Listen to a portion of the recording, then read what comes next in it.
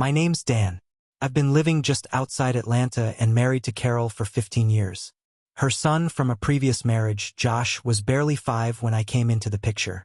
His father disappeared not long after the divorce. Just vanished. No child support. No birthday calls. No guidance. A shadow. So I stepped in. First day of kindergarten, it was me holding his hand, tightening the straps on his too big backpack. Me cheering in the stands when he took second place in the science fair. Me teaching him to drive in the Winn-Dixie parking lot after hours, gripping the handle every time he slammed the brakes too hard. I was there, not as a placeholder, as something real, something stable. At first, he was wary. Wouldn't hold my hand crossing the street. Refused bedtime stories unless Carol read them. He called me Dan like it tasted bitter. But time softens all things, or so I believed. I waited on the stairs with a new Hot Wheels set, hoping he'd join me. After a week, he did. 6 months later, we were racing them down handmade ramps, and I thought, this is how it starts. This is how you become a father without blood. We built something. We built routines. Movie nights on Fridays where we'd rewatch the same Spider-Man movie until we could quote it word for word. Sunday breakfasts with pancakes shaped like animals. Summer road trips to dusty state parks and quiet lakes. All funded by overtime and ignored hobbies. I traded my motorcycle for a used minivan. Swapped poker nights for piano recitals. And then there was my mom, Elaine. She moved in after her stroke. Josh was 6 then.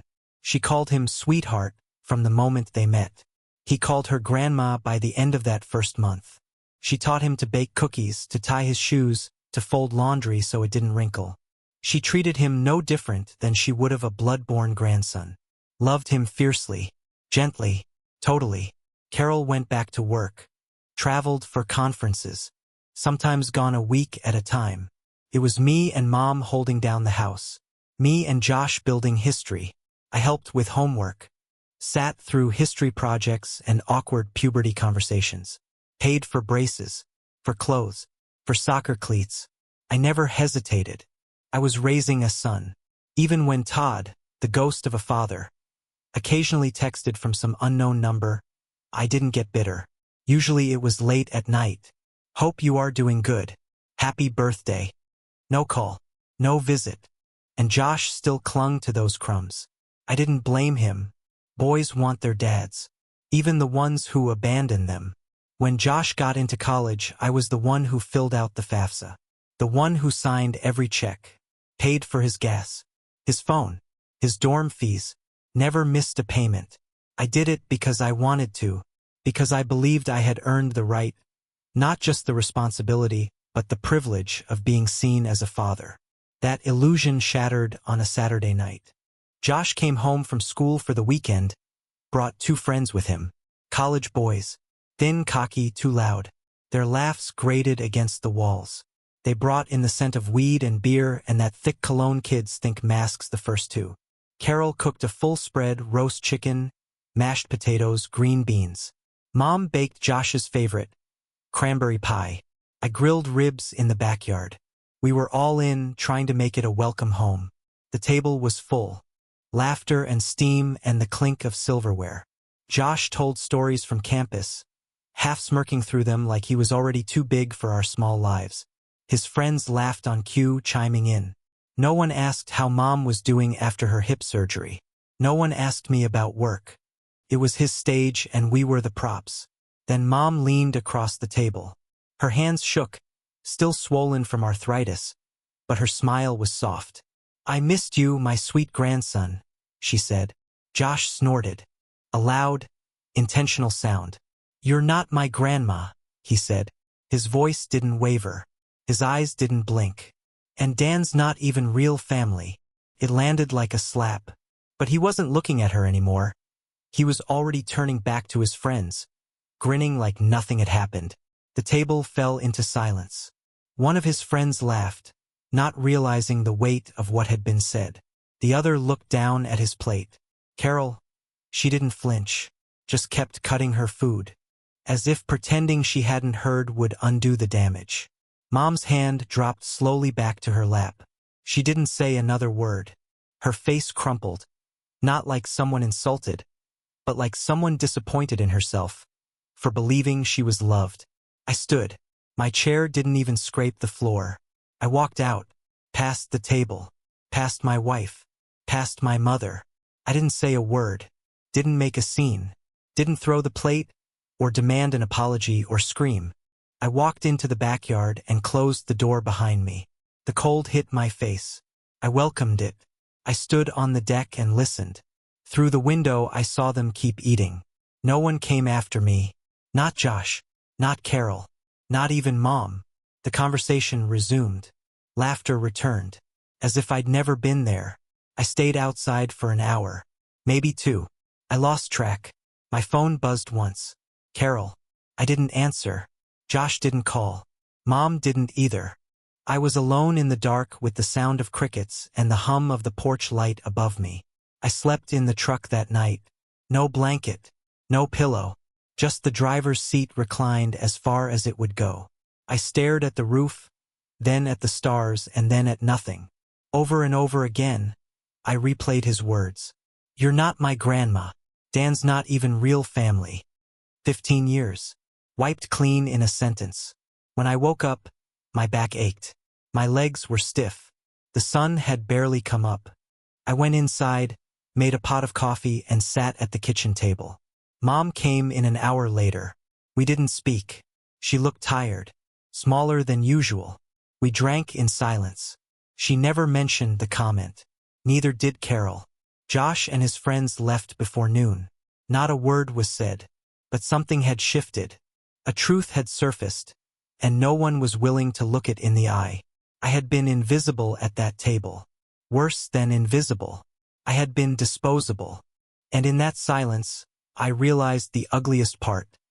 They'd always seen me that way. No one corrected Josh. No one defended me. No one stopped to say, "Hey, that's the man who raised you." They let the comment hang there, like it was oxygen. 15 years. Money. Time. Love. And when the moment came to be claimed as part of the family, I was disowned. Publicly.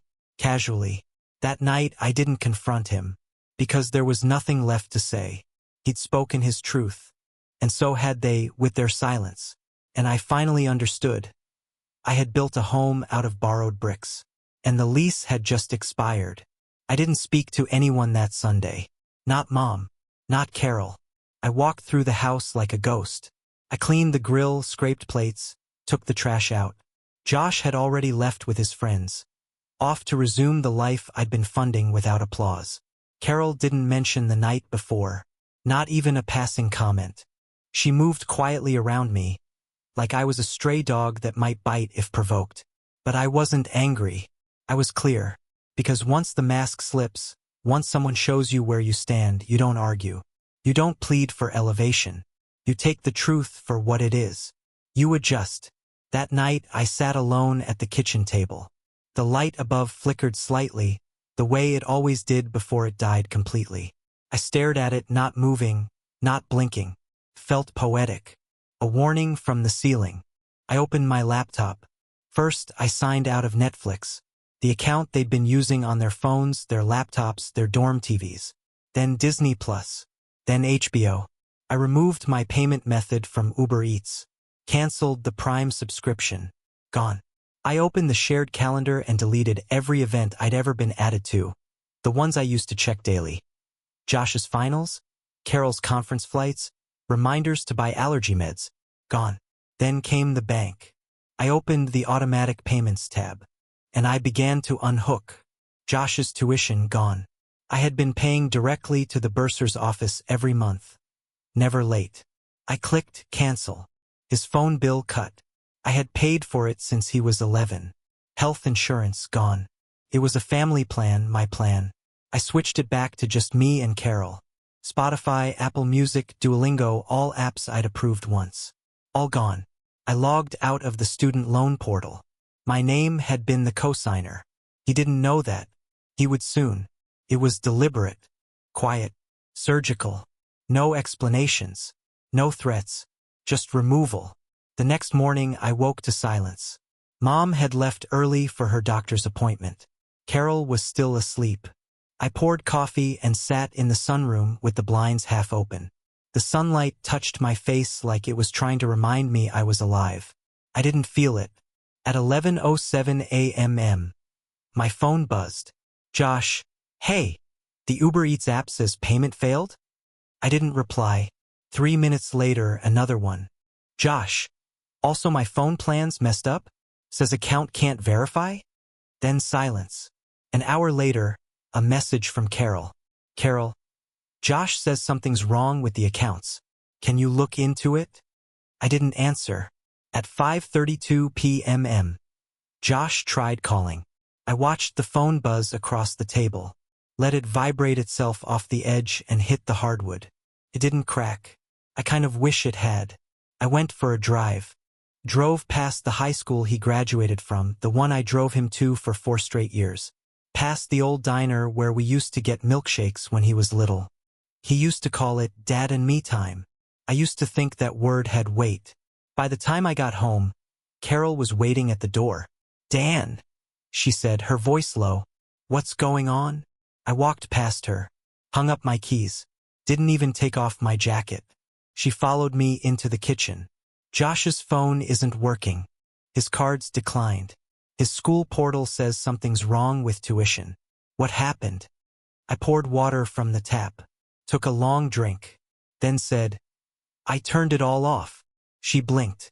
You turned it off? Yes. She shook her head like she hadn't heard me right. Why? I looked her dead in the eye. Because I listened. Her face contorted. Dan, this is serious. He's panicking. His assignments are online. He needs access. He said I wasn't real family, I said calmly. So I stopped doing real family things.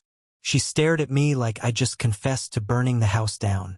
That's not fair, she said finally. I set the glass down.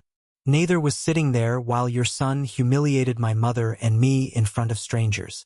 Neither was watching you say nothing. It was one comment, she whispered. One sentence doesn't destroy 15 years. But your silence confirmed it. She folded her arms. You're overreacting. No, I'm responding. I paused. I didn't yell. I didn't throw a fit. I didn't demand an apology. I just stepped back. She walked out of the kitchen. That night, she didn't come to bed. The next day, another text from Josh. Josh, are you seriously doing all this over one comment? I stared at the screen for a long time. Then I took a screenshot of my last tuition payment and wrote back. The nobody you mocked was paying for your gas, tuition, and Wi-Fi. No reply. 2 days passed. No one spoke to me. The house became colder, quieter. Mom noticed it first. She asked if everything was okay. I told her not to worry. She didn't press. She knew better. She'd been humiliated in front of strangers, and her family didn't flinch. I think she understood better than anyone. Then, finally, Carol spoke. She waited until I came home from work. No anger in her voice this time, just exhaustion. He's scared, she said. He didn't realize what he was saying. He realized enough to humiliate my mother, I replied. She exhaled. Can we talk about turning some things back on? At least his phone? I didn't flinch. I don't need an apology. I need understanding. She looked confused. That is an apology. No, I said. Saying sorry when your comfort's removed isn't remorse. It's desperation. So what do you want? I want him to look my mother in the eye and admit what he did. Not because he wants tuition back. Not because he needs data or a meal swipe. Because he understands. She stood there for a long time, didn't argue, just nodded, and walked away. 3 days passed. I heard nothing. Then, a knock on Mom's door. I stood down the hall out of sight. Josh, no phone in hand, no fake attitude, just standing there like someone who'd been humbled. I was a jerk, he said. You've always been family. I just didn't value it. I'm sorry. Mom didn't say anything for a second. Then she smiled, that old, tired smile, and pulled him into a hug. I walked back into the living room, sat down. No tears, no fanfare, just a quiet sense of something being rebuilt. Later that night, I got a text. "Josh, can we talk?" We sat on the porch. No arguing. No excuses. Just facts. I told him how I'd covered his expenses. How I'd made choices he never saw. How I never asked to be called Dad. But I sure as hell expected not to be spat on. He didn't deny it. He didn't deflect. He nodded. Quiet. Red-eyed. I didn't flip everything back on. We made a plan. I kept the lights on barely. He got a job. Started covering his own phone. Paid rent to the dorm. I saw every dollar. Every line item. No more blind generosity. Every thank you felt earned now.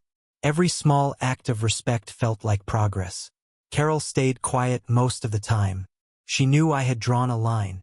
And for once, she didn't try to erase it. For the first time in a long time, the house felt honest. And maybe, just maybe, I stopped being a ghost. Things didn't return to normal. They couldn't. Not after that kind of fracture. The cracks were sealed, sure, but the hairlines remained. You can walk on a broken floor, but you'll always feel the shift beneath your feet. Josh kept his head down. He got a job at the bookstore near campus. Part-time, minimum wage. He'd send me receipts when he made a payment, his phone bill, his groceries. It was awkward at first. Like some forced courtship. Two men circling around the wreckage they'd caused each other. Carol said little. She kept the peace, played middle.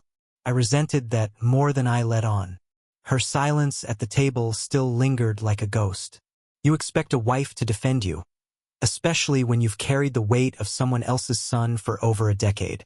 But she didn't. She hadn't. And that kind of omission doesn't fade. Then one evening, I came home to find a printed spreadsheet on the kitchen counter. Josh's expenses. Monthly totals. Notes scribbled in pencil. He'd made a budget. A month ago, he wouldn't have known how to calculate his own rent. Now he was writing notes like, $72 for textbooks. Might split with classmate. I stared at it longer than I meant to. Not because I was impressed, but because it felt foreign. Like a kid who'd finally stepped out of a shadow and noticed the sun stings a little when it hits your bare skin. The next time he came home, he brought coffee for Mom. Sat with her on the porch, didn't check his phone once. They talked about nothing. Birds, weather, what the neighbors were planting. And she laughed. Genuinely. It was the first time I saw a flicker of something resembling respect from him. And not just respect for me, but for himself. But the truth was, I still kept my guard up. Because learning to fend for yourself isn't the same as understanding why someone stopped fending for you. Maturity isn't a budget spreadsheet. It's the ability to look at your reflection and name the harm you caused. And I wasn't sure Josh had gotten there. Until the second breakdown came. It was early spring. Josh had been applying for internships. Dozens. Some local. Most out of state. He was reaching, trying to build something beyond the shallow circle of friends and social apps he used to rely on. Then the rejection letters started rolling in. 1. Then 3. Then 8. I found him in the garage one afternoon. Shirt soaked, hammer in hand, pounding a piece of drywall he had taped up wrong. He wasn't angry, he was unraveling. Quietly. Slowly. The way young men do when they finally understand effort doesn't always equal reward. You ever feel like you've built nothing? He asked without looking at me. I didn't answer right away. Then I said, I built this house with my hands. Paid off the mortgage before I was 48. And for 10 years, no one ever said thank you. He nodded, still not meeting my eyes.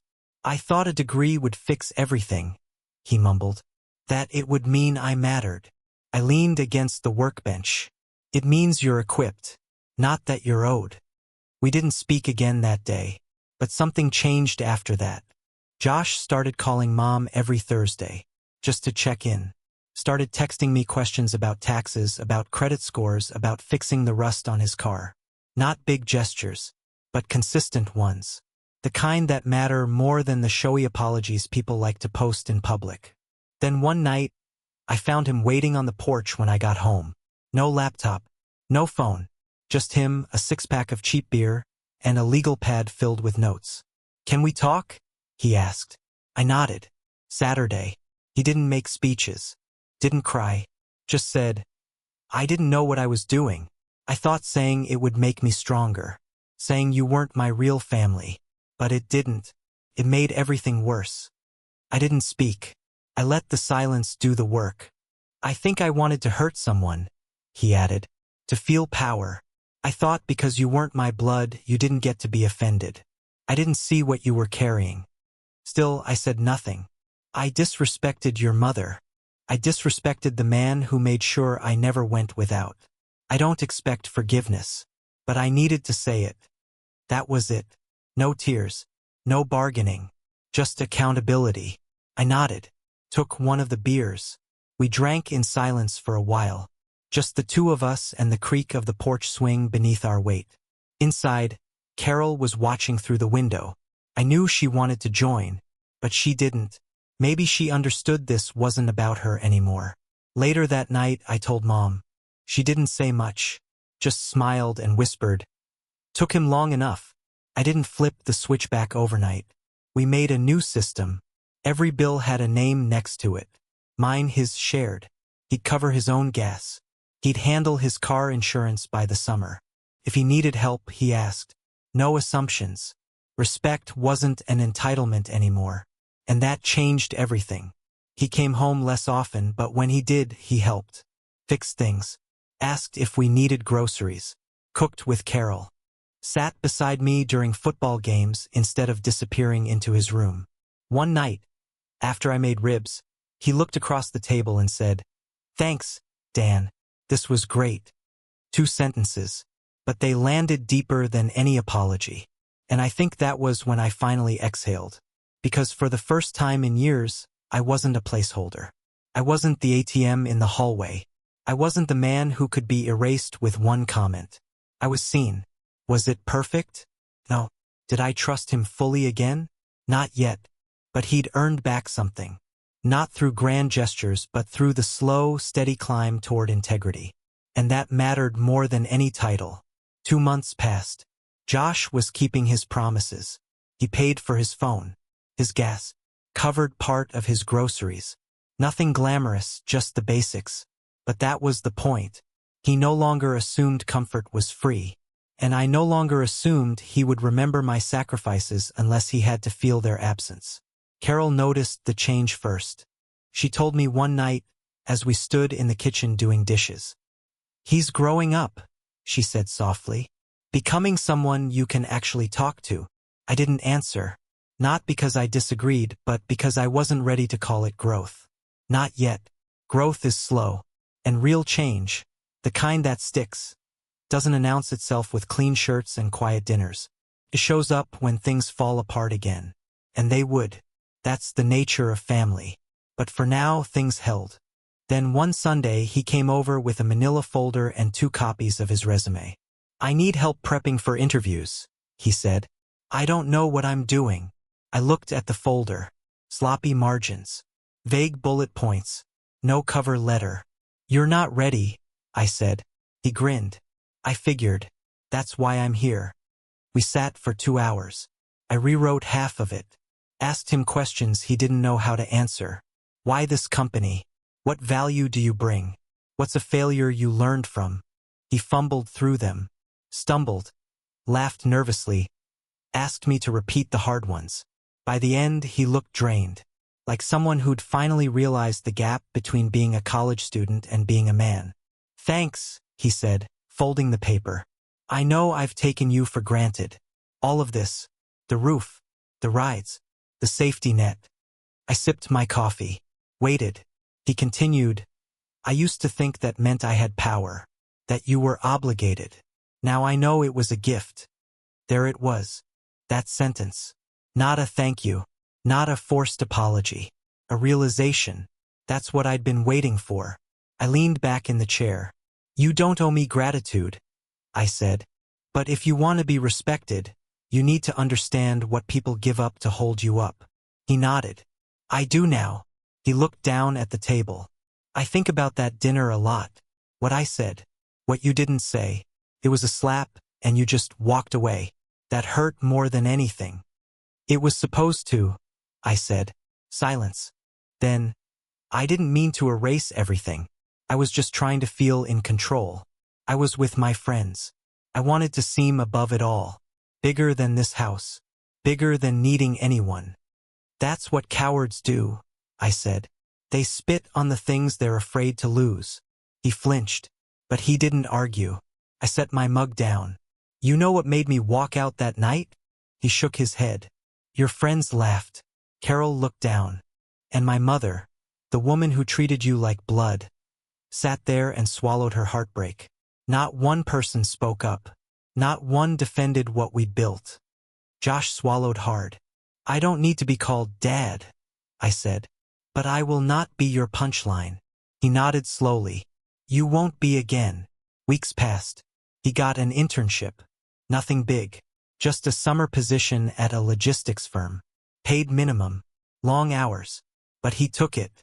He asked if I could help him move into a sublet near the office. I agreed. We didn't speak much during the drive. Just music. Boxes shifting in the back seat. It reminded me of the first time I took him to school. A decade ago.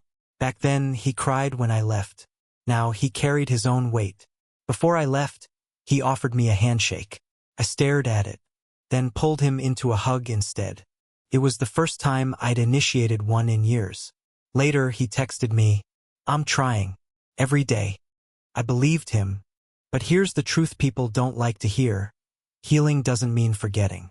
And forgiveness isn't an eraser. It's a ledger. You keep track of the debts, not to punish, but to remind yourself what the cost was. I still think about that night. The dinner. The way Mom's smile cracked and never quite returned. She passed away the following year. Peacefully. In her sleep. But quieter than before. Like something had been taken from her that never got returned. Josh spoke at the funeral. Called her the kindest soul he'd ever known. Cried through half of it. I didn't say anything.